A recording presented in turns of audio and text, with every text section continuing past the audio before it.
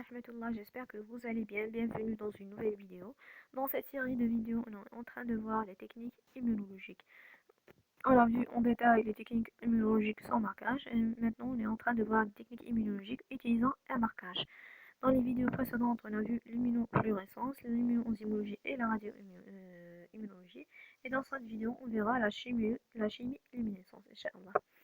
Donc, avant de commencer, je voulais vous donner une remarque. Les marqueurs ou les traceurs utilisés en dosage immunologique sont de deux catégories. On a des marqueurs radioactifs et des marqueurs luminescents, selon la nature du signal émis. Les marqueurs radioactifs, eux, ils vont émettre un signal spontané, c'est-à-dire sans apport d'énergie extérieure. Ils n'ont pas besoin d'énergie extérieure pour émettre le signal.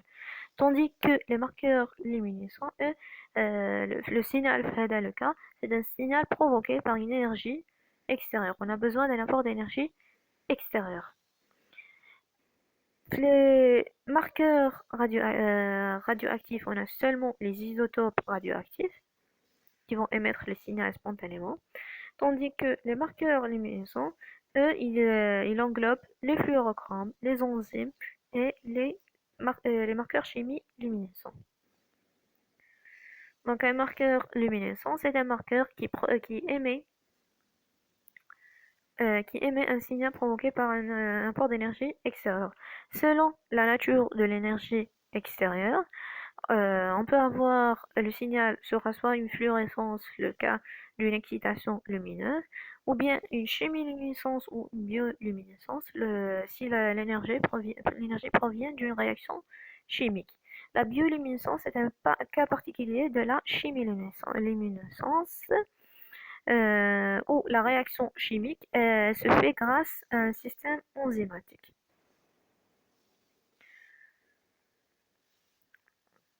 Donc les marqueurs luminescents sont de deux types. On a les marqueurs dont l'énergie provient de l'excitation lumineuse, c'est l'immunofluorescence. Et si l'énergie provient d'une réaction chimique, c'est la chimiluminescence.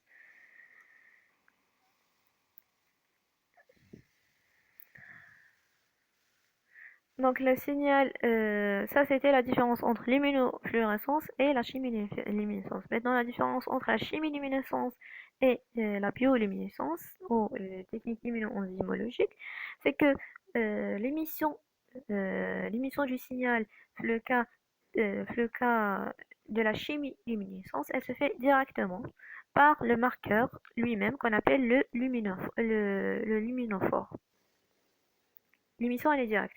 Tandis que le cas de l'émission de la bioluminescence, l'enzyme va transformer le substrat en un produit et c'est le produit qui va émettre la lumière. Donc l'émission elle est indirecte.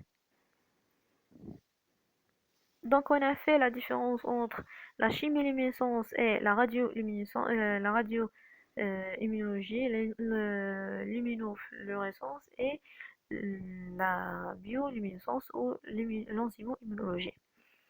Maintenant, on entre dans le vif sujet. La chimie luminescence. Quels sont les marqueurs? En premier lieu, on va voir les marqueurs de la chimie luminescence. Avant de commencer, déjà, je vais vous donner une remarque, c'est que, comme on a déjà dit, la différence entre l'immunofluorescence et la chimiluminescence, c'est que la chimiluminescence, elle n'a pas besoin d'une excitation par une énergie lumineuse. Donc on n'a pas besoin d'une excitation lumineuse, on n'a pas un spectre d'absorption, on a seulement un spectre d'émission, puisque l'apport d'énergie se fera par la réaction chimique et non pas par l'excitation lumineuse. Donc l'immunofluorescence elle présente un spectre d'absorption et un spectre d'émission. Le décalage entre les deux spectres, on l'a vu, c'est le déplacement de Stokes. Le cas à la chimiluminescence, l'apport de l'énergie se fait par l'énergie chimique et l'élément va produire un spectre d'émission, c'est-à-dire il va émettre de la lumière. Les principaux marqueurs chimiluminescents, on a les phétalhydrazides, les esters d'acridinium et les dioxétanes. Principalement, et les plus utilisés sont les phétalhydrazides, le liminol, l'isoliminol et les dérivés substitués de l'isoluminol. Ça, c'était les principaux marqueurs chimiluminescents.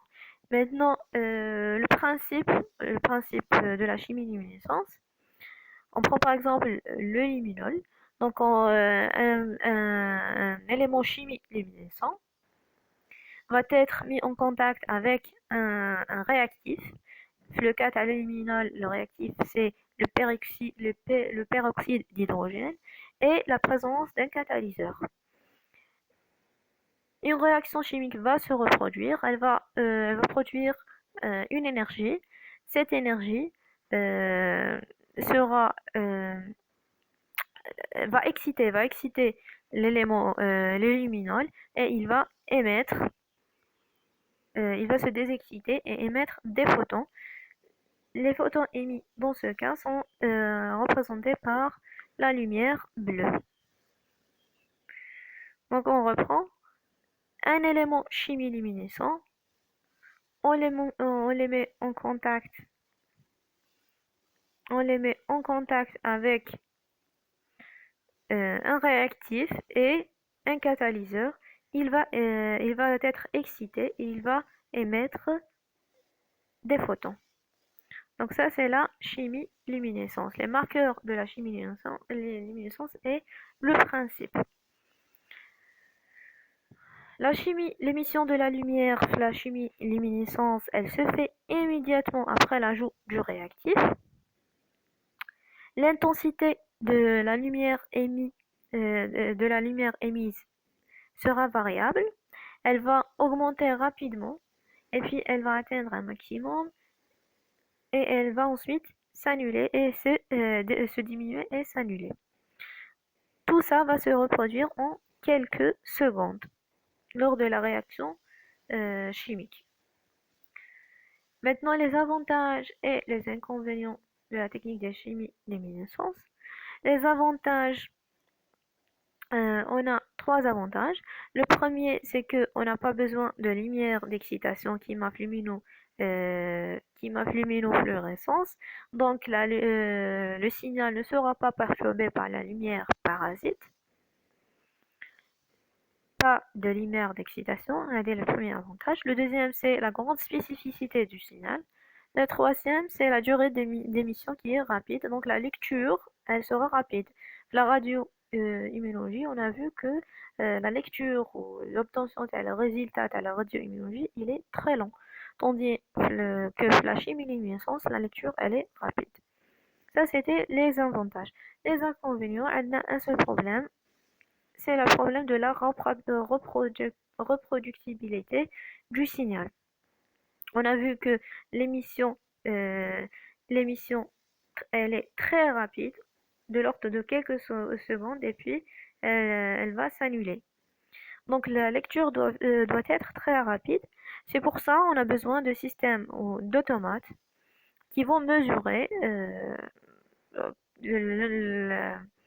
l'émission de la lumière par rapport au temps d'injection du réactif et la chronologie du déroulement de la réaction.